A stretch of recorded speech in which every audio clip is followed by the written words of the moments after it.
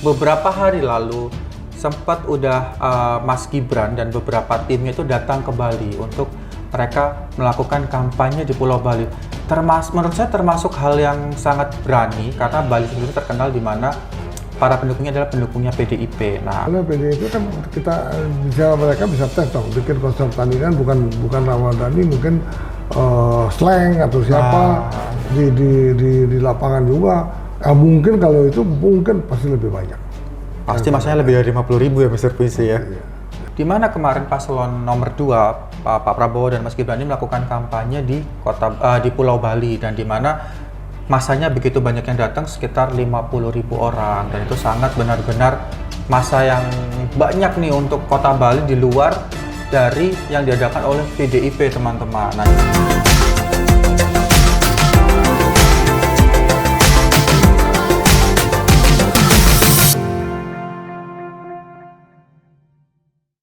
halo Sobat Mr. Puisi, kembali lagi bersama saya Rudy di channel kesayangan kita Mr. Puisi Live. Nah, pada hari ini kita akan membahas tetap nih tentang pemilu yang sudah semakin dekat nih. Nah, di mana pemilu akan diselenggarakan pada Februari, dan saat ini para capres sudah mulai aktif untuk kampanye, teman-teman. Nah, salah satunya adalah pasangan dari Pak Prabowo dan Mas Gibran yang beberapa hari lalu itu sempat datang ke Bali dan melakukan kampanye di Pulau Bali. Nah, hari ini kita akan bahas tentang Prabu Goncang Bali. Nah, kenapa sih dikatakan Prabu?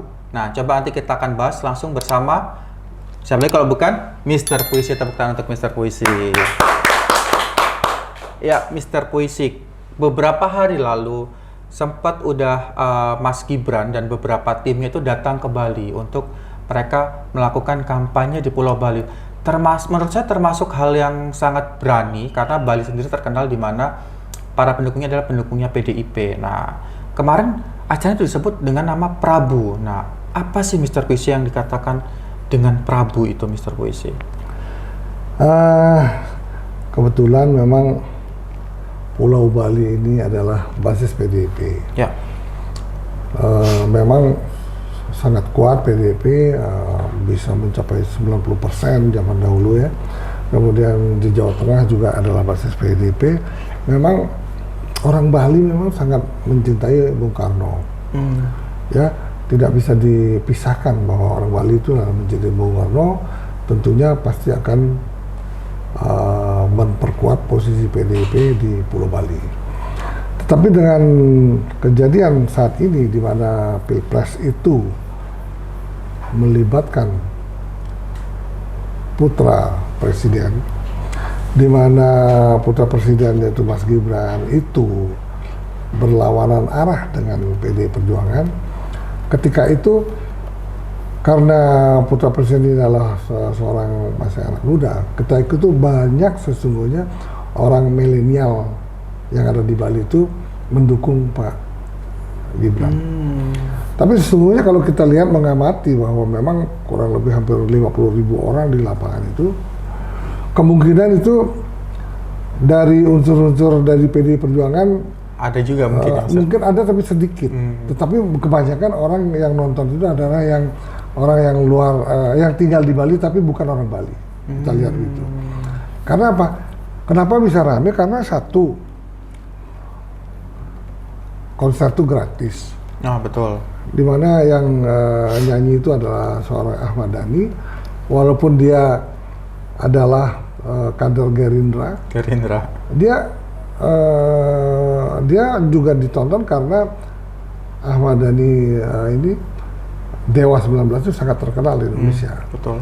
Daripada dia nonton bayar, karena ini kebetulan gratis, sehingga menyebabkan banyak massa yang terkumpul. Karena apa? Kalau kita lihat waktu siangnya belum ada Ahmad Dhani, sedikit sekali. Masih sepi ya, Mr. Sepi sekali. Pada saat Ahmad Dhani menjelang sore malam itu baru ramai sekali. Nah, jadi sesungguhnya memang boleh dikatakan bahwa Prabu ini adalah Prabowo Budiman Sujatmiko, ini yang dinamakan Prabu.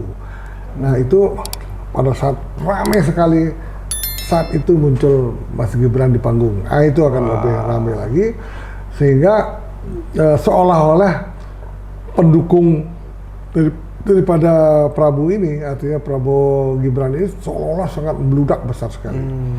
Kemungkinan walaupun pendukung kebanyakan itu mungkin anak-anak muda, sehingga banyak orang memprediksi bahwa untuk pemilu kali ini kemungkinan PDI kan turun tajam merosot. Terutama di Bali mungkin ya Mr. Di Puisi ya. Bali. Di Bali dan di Jawa Tengah, karena apa? Itulah saya bilang ada paslon. Salah satu putra presiden itu politiknya Kuat. artinya berlawanan dengan PDI Perjuangan, padahal seperti Mas Gibran itu masih sebagai kader PDI. Kader PDIP ya, Mr. Puisi ya. Itu. Nah, kalau misalkan kita amatin nih Mr. Puisi, jadi PDIP itu sangat kuat di Bali. Nah, saat mereka berkampanye, mereka melibatkan Mas Gibran di Bali. Kira-kira ini apakah strategi dari mereka? Apa karena ada Pak Jokowi di balik background Mas Gibran itu sehingga mungkin di Bali itu jadi kuat juga untuk pendukung Prabowo dan Gibran, Mr. Karena Puisi? kalau Pak Prabowo di Bali dengan partai Gerindra cukup kuat. Kemudian Mas Gibrannya ini untuk menarik milenial, anak-anak muda. Makanya banyak orang memprediksi bahwa di Bali bisa 60% masih dipegang PDI, 40% mungkin Dipegang oleh Prabowo Gibran. Waduh.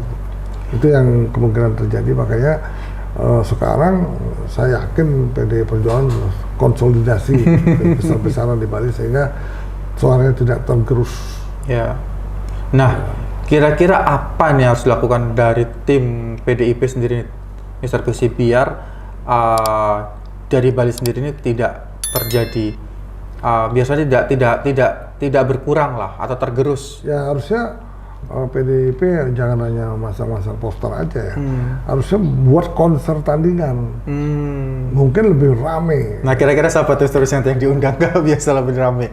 Ya, loh kalau misalnya PDIP kan mereka bisa tes dong, bikin konser tandingan bukan Ramadhani, mungkin Slang atau siapa di lapangan juga.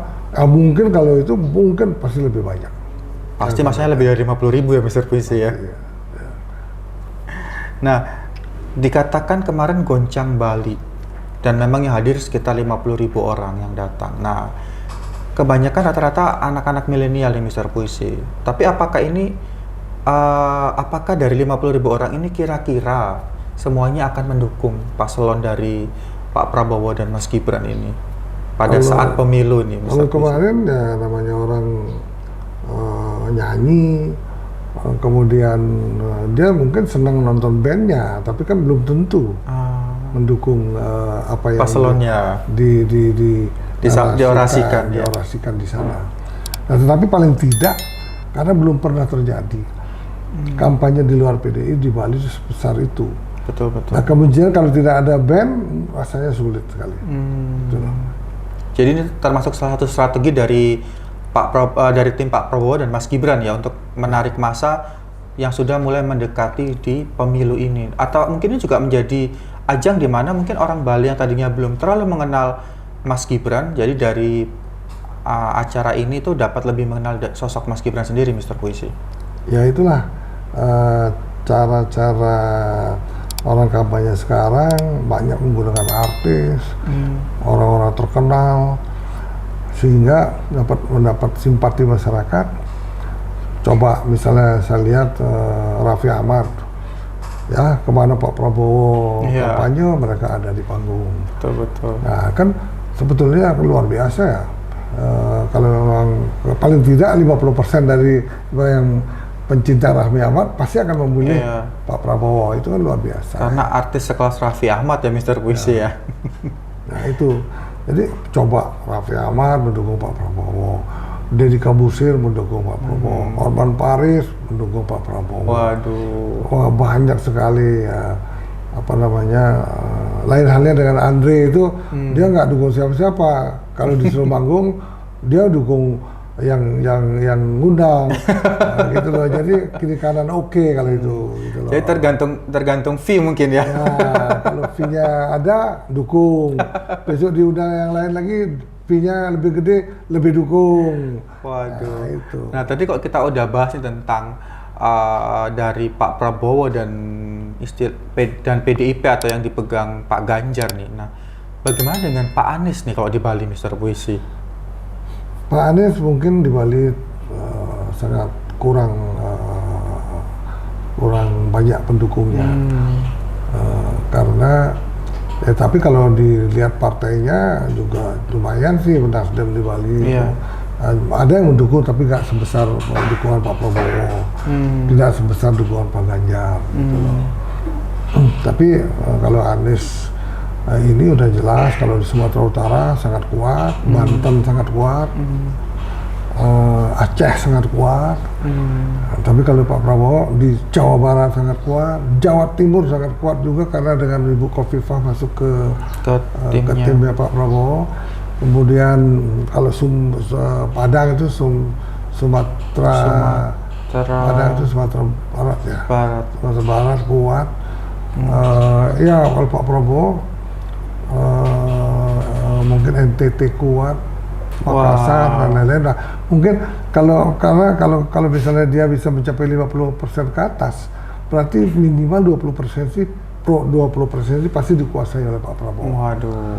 Gitu. Nah, kalau kita membahas tentang suara ya, Mr. Puisi, kira-kira daerah mana aja sih yang memiliki potensi yang sangat besar memenangkan dari Pilpres itu sendiri? Daerah mana aja sebetulnya yang barometer dikuasai?